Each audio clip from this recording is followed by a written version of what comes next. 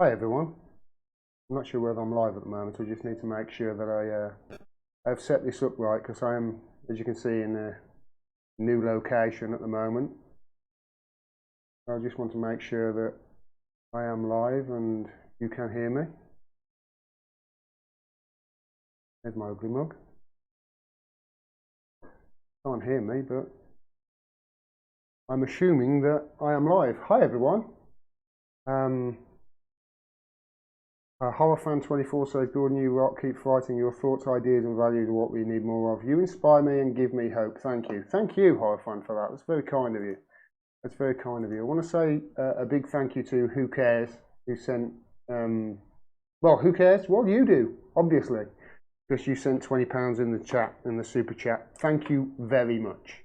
Thank you very much for saying that, for sending that. Every little bit helps at the moment. Now, I am back, obviously, after a hiatus of about a week, 10 days. As explained last week, I wasn't well. You probably noticed during the Assange hearing me coughing and spluttering while I was down there. You know that when you're a kid and your mom says don't go running around outside with a wet head, you'll come down with something. Well, I came down with something, not myself, not me, on my ass. It really did. Can I turn the volume up? Ooh. Somebody's just asking. I don't think I can. Let me just go into properties. Yeah, this is a new setup, so filters. Let me turn the gain up.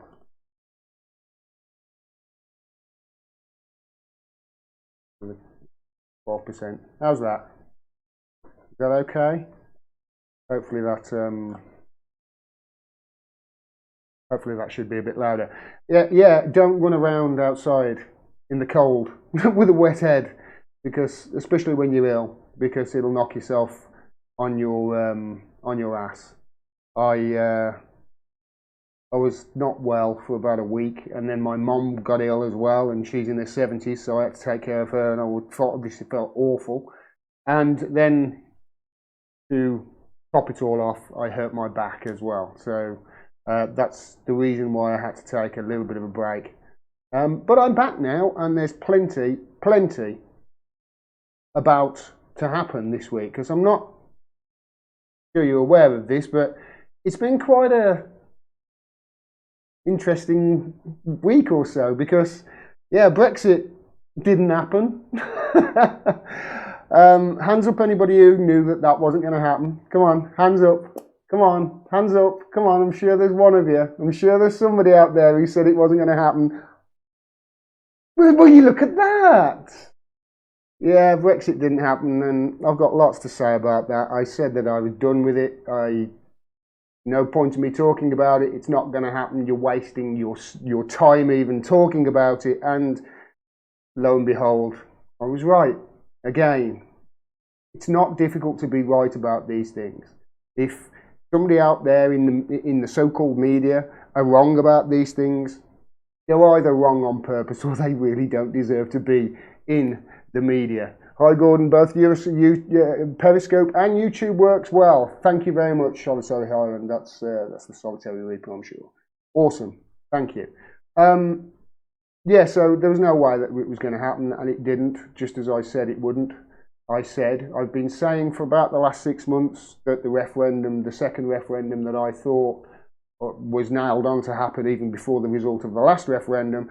For about the last, it might be going back a year actually, to when I was on Jamal Thomas's program the first time, I think, when I said there will be a second referendum, and the second referendum will probably be in the form of an election, and that's the way I can see it panning out. Some people are already saying that this election is another referendum on Brexit, and yeah, I would go along with that. And I would also go along with anybody who says, yeah, it's still not going to happen, still not going to get it. I'll cover that in depth over the next few weeks. There's going to be plenty of time, because obviously there's been an election called, and the election is going to be on the 12th of December this year. Now, here's the thing. I watched a great interview last week. No, it was a few days ago actually. My girlfriend sent me an email, said watch this. So I watched it, and it was an interview with somebody called Anna Brees. And in the interview, she's great. She used to work for the BBC and ITV by the look of it. And in the interview, she said, we need to stop calling these people the media, the mainstream media. We need to stop calling them that, because they're not. And you know what? I've been saying that for a while, and I'm starting to think, yeah, they're not the media. And we obviously need a media right now because there's action. And apparently this is going to change everybody's lives, for the better or worse, depending on which side of the fence you're on, depending on which party you support. Anyway, what we know is our media, our so-called media, from this point forward, our governmental PR, our establishment PR, our PR to the elites, our elites public relations companies, which is what the Guardian, the Telegraph, etc. are. They're not going to be asking the questions of these politicians that need to be asked. For instance, how many questions has Boris Johnson been asked by our so-called media, by our governmental PR, since he has been, you know, in charge of the country? And remember, he wasn't elected, he was in charge of the country. He elected up from, I don't know, 100,000 rich people. How many questions have they asked him about him throwing journalism in jail? How many questions have they asked him with regards to him doing this on behalf of a game show host in America? They could really go to town on this, and they haven't asked him. So you have to ask, well, why is that? And we'll get to that, I'm sure you're already there, in that they're not. They're covering their asses, you know? So they're not going to ask the questions. So we got 6 weeks, well, we've got 4 weeks until the election, a month. Was it month and a week, so 5, 6 weeks. I want to go up and down the country to where these politicians are and start asking them the questions that the media should be asking. Because what I've come to the conclusion is that our media are not going to change their ways. There is never going to be a time where our media go, yeah, okay, all right, we fouled up here. We'll do it right. From this point on, Governor, we'll actually be the news rather than PR to the elites. They're not going to do that. So we're going to have to overtake them. So I'm going to have to get out there and I'm going to have to start asking questions.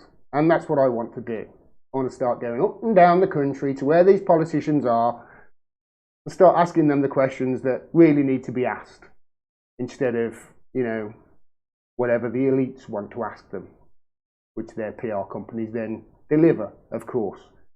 So that's what I'm going to be doing. And if you fund me, I'll gladly go and ask them the questions that nobody wants to ask.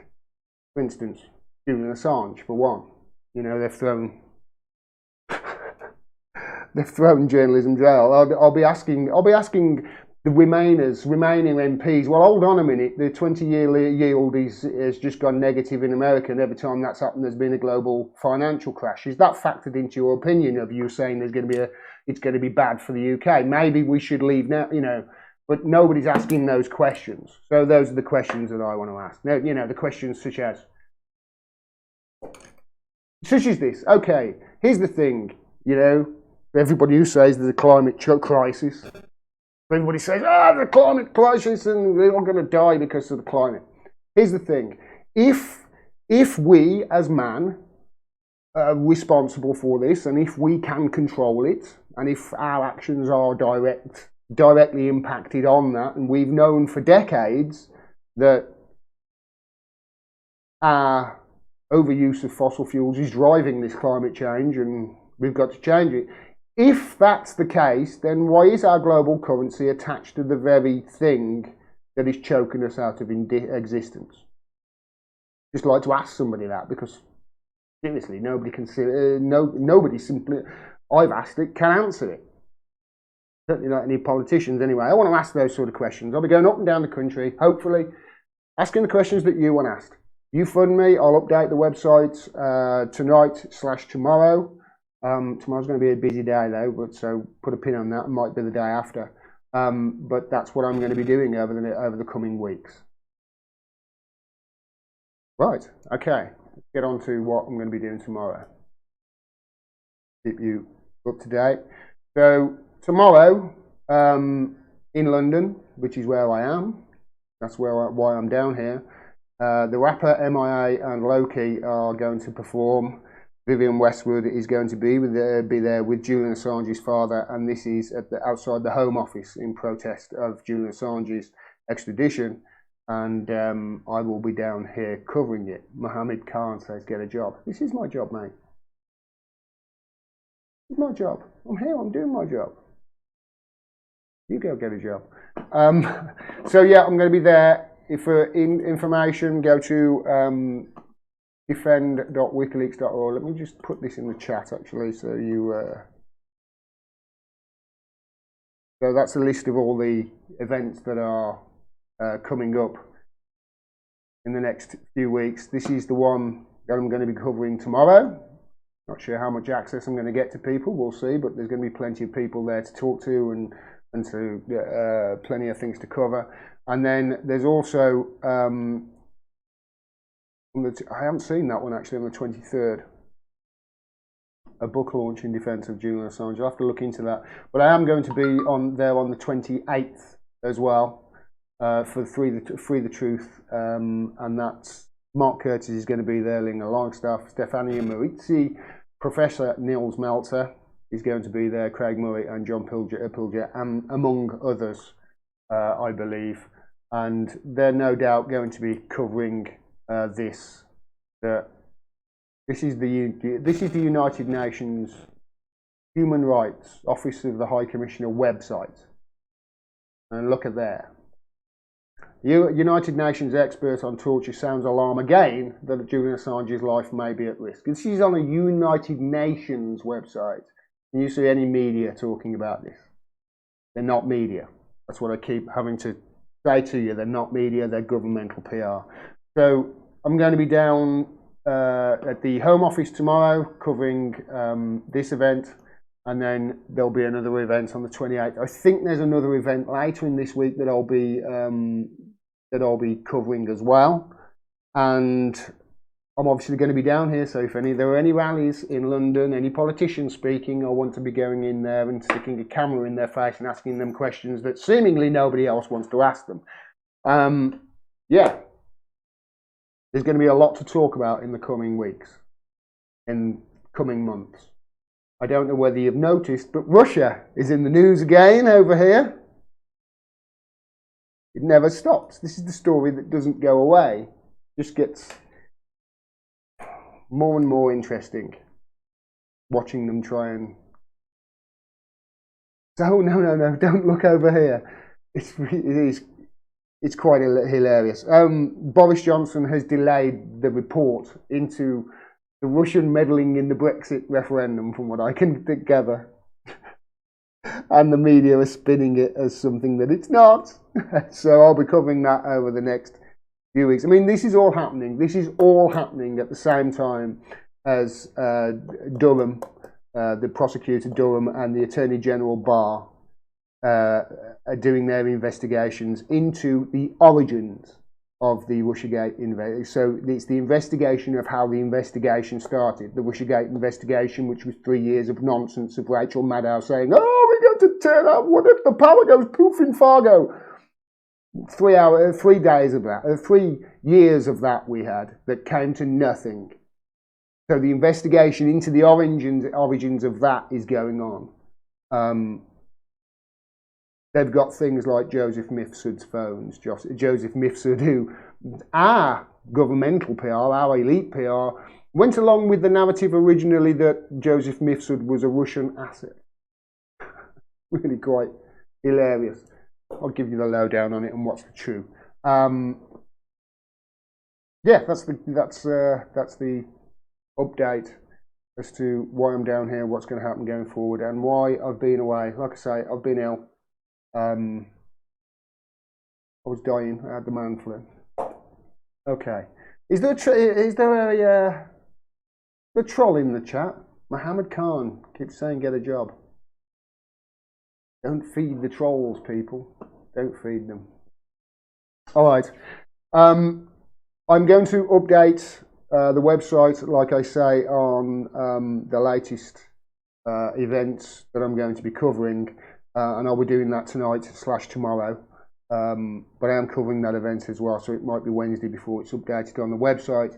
And also, at that time, I'll also be updating what I will be doing with regards to responses to the early day motion that Chris Williamson put forward that I've been covering. We managed to get at least one person to sign it. I do know one of the other people that have signed that early day motion. He's not standing at the next election on December the 12th. So that's one less person that will be co-signing it. But like I say, it's not necessarily about the signing of the early day motion. It's getting their responses on record. I've got all those. I've gone through them, and it's interesting. The one guy, I swear, the one MP who is not standing. I've got to get the email chain just to make sure that this is the case, and I think it is. To be honest, I've got no reason to think that this is some sort of con, but yeah, it looks like one of the MPs has just said, yeah, well, Julian Assange hacked the DNC servers in 2016 with the Russians. That's basically, the level of knowledge that our MPs have got on it. I'll be covering that over the next few days and update the website with regards to everybody who has sent me responses. I'll obviously respond how I would respond over the next few days. I hope that makes sense. I hope so. Also hope that I'm not too washed out with this light, although I have been travelling all day, which is why I've got bags underneath my eyes. Look. And I've got no makeup here either. Yes, I will makeup. What is your opinion of Jim will fix it, the washing machine man running as a Labour candidate? Okay, I'm assuming you mean Keith Vaz there, Darren. Here's the thing with Keith Vaz. Yeah, okay, he's been censured, hasn't he? The House of Commons have censured him for essentially trying to buy cocaine.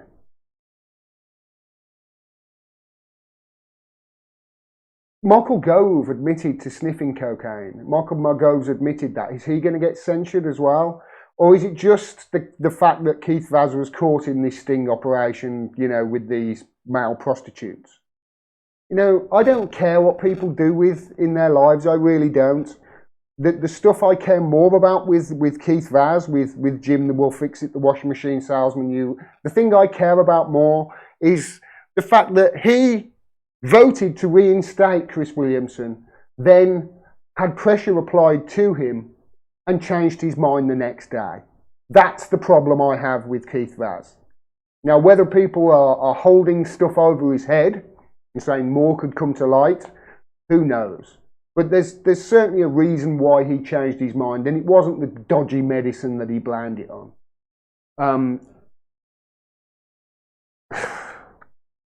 I'd be amazed if he got re-elected. How can we elect people like that? Forget the Jim, the washing machine salesman and in Rent Boys and etc. I don't care. I really don't care.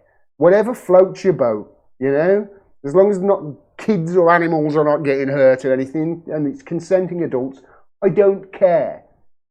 But it's the corruptness of it. It's the fact that he just changed his mind on that. That's what we need to hold their feet to the fire on. So if people like Keith Vaz get re-elected, I assume he can't run as a Labour candidate because he's been censured. But then he could always stand as an independent, but then he's been an MP for a long time, in 2 decades, 3 decades almost. So has he got enough name recognition to get voted above Labour and Conservative? I don't know, but that's sort of what's needed in this country. He's not voting Labour, not voting Conservative, but actually voting for the people who are going to do the right thing. And that isn't whatever the red rosette, whatever the blue rosette is. It really isn't. It's down to the person. And I really want to be looking at these people pretty in depth and giving people the information that they need on these MPs that they're going to be voting towards. Because we're going to see over the next few weeks, over the next 5-6 weeks, so much. Oh, you've got to vote Labour. You've got to vote Labour because otherwise the Tories or otherwise Brexit. So much fear mongering. Well, what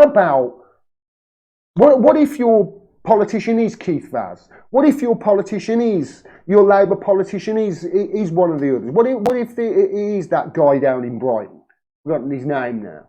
Who's an absolute shit. What if he is a real Blairite? What then, Labour? What then? Vote them in because you're going to be able to, we'll be able to sort it out. Well, you've had years and they're still there.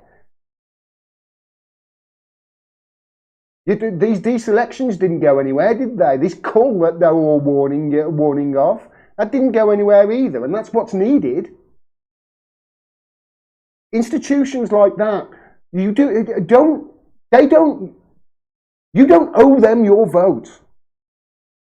You do not owe a Labour Party your vote. You don't owe them shit. Nothing. Because if you vote them in, you're going to get no change whatsoever. Even if you vote Corbyn in, you're going to still get no change. Why? Because 2/3 of the Labour Party are full of Blairites. I'll cover it over the next few weeks. I don't want to come down too hard on Jeremy Corbyn, and I'm not going to. I'm not going to come down. He's still the best of the bunch, if you ask me. But there's no way. For instance, my politician, my MP, she still hasn't got back to me when I replied... when she replied to me about Julian Assange, and I replied with the facts. She hasn't come back to me. That was 3 weeks ago. 3 weeks ago. Biggest case in press history ever. Ever. She said, oh, allegations in Sweden. What are you talking about, woman? You haven't got a clue what you're talking about, have you? And you expect me to vote for her because she's going to be the... There's no way I'm going to be voting for her. No way. I don't owe my vote to anybody. She's going to have to earn that vote. And to earn that vote, she's going to have to get very, very vocal about a certain person who is locked up in Belmarsh prison right now. That's my red line in the sand. I don't hear Corbyn shouting about it.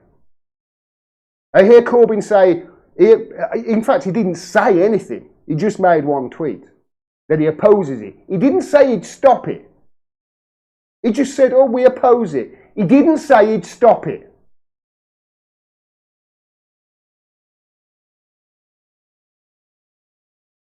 So that's where my bar is going to be over the coming 5-6 weeks. And I'm going to be... a lot of stuttering on this stream, I've noticed. I'm going to be... just pause it so... the bandwidth, I might be taking up a lot of bandwidth. So yeah, I'm going to be getting in people's, politicians' faces and asking them about, politely as well, I'm not going to be aggressive. But I want to get in their face and start asking them these questions, that our elite PR never do, because that's not what they're paid for. Can you vote for independence there? Yes, I can stand if I want. Believe me, I really thought about it. I really thought about standing. Really thought about it. And at one stage, I decided that, yeah, that's it. I'm definitely winning. But I talked myself out of it very quickly. I think I served it up, to be honest. Yeah, I mean, Jess Phillips, for instance. What if I lived in Yardley in Birmingham? A Labour supporter is going to tell me I must vote Labour? My MP is Jess Phillips. What about West Brom? What if I lived in West Brom? If I vote Labour, I'm voting Tom Watson. Now, fortunately, in West Brom, I would have a choice, and there would be no question George Galloway. But we're going to have to start doing that. We're going to have to start voting for people over party. And we're going to have to really start educating other people as well and spreading the word, because this is the only way we're going to get this message out. The only way we're going to get the truth out is if everybody starts spreading it. We need to be the news here. We need to create the discussion. We need to be controlling the narrative, not the fucking PR companies to the elite. Can you be a candidate? I thought about it. I really did. I really did, Barbara, but I thought against it, thankfully.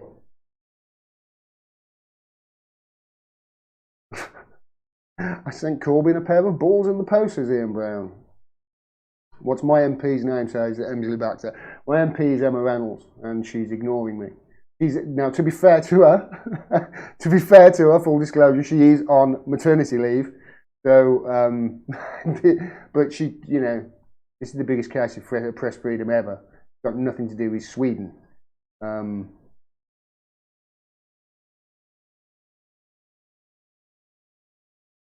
No, I don't believe that's right.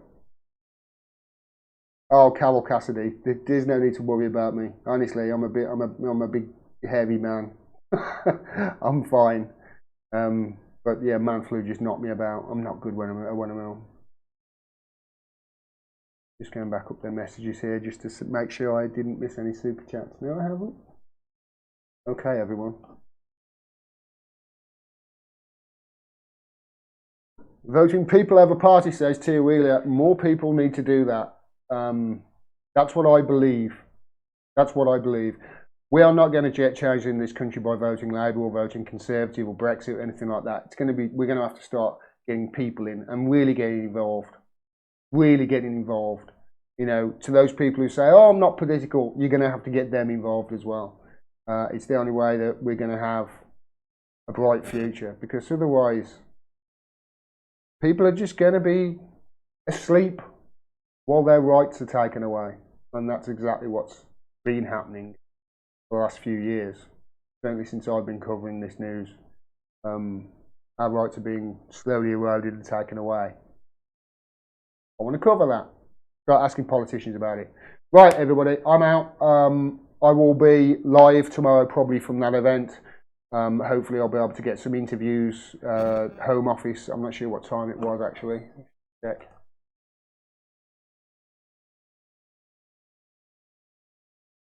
Doors are open, Arctic. So 5:10. That's the one on the 28th.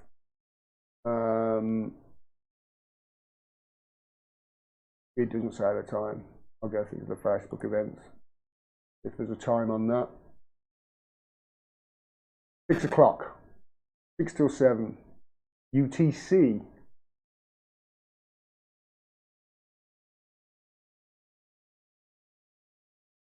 I don't know what UTC is, people. What is UTC?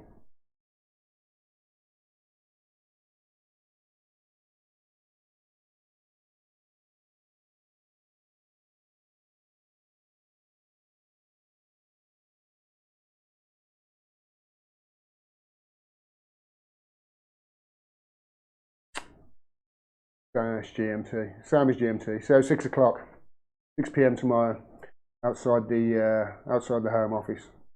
We'll I hope to see you there. I'll cover it live if I can, anyway. Right. Thanks very much, everybody. Before I go, I just wanted to say something. I'm going to be sending this email out, but I really want to thank everybody who has stepped up over the last couple of weeks and helped me out with donations. I really appreciate it.